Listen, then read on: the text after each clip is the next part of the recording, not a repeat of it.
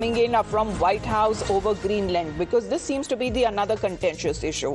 The press secretary is of the opinion saying that acquiring Greenland is now of top priority, and this move will deter adversaries in the Arctic, and also saying that they are considering a range of options and using military always an option as far as the US is now concerned, with the kind of military action that we have seen in the 1 year ever since Donald Trump has taken office. While Trump continues to discuss a range of options for acquiring Greenland from NATO, the ally, Denmark, and also using military, saying as is always an option at his disposal. Well, Srinjoy, is it all saber-rattling? Because as far as multiple European leaders had also come out with a statement yesterday saying that they stand with Greenland.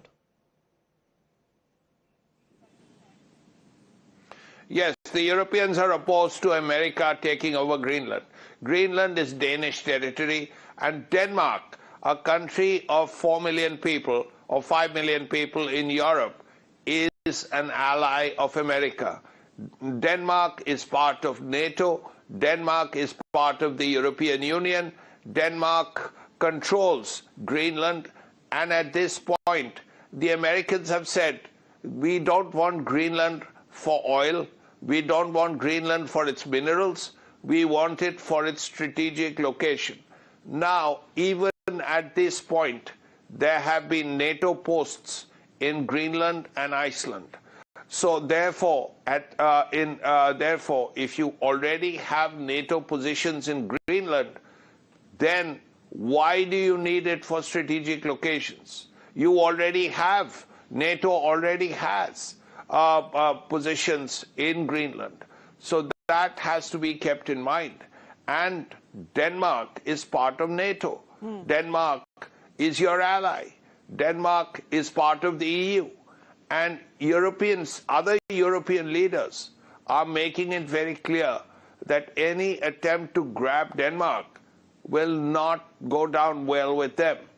So the question is, what will Trump do? Will he decide to go for Greenland regardless of what his European allies say?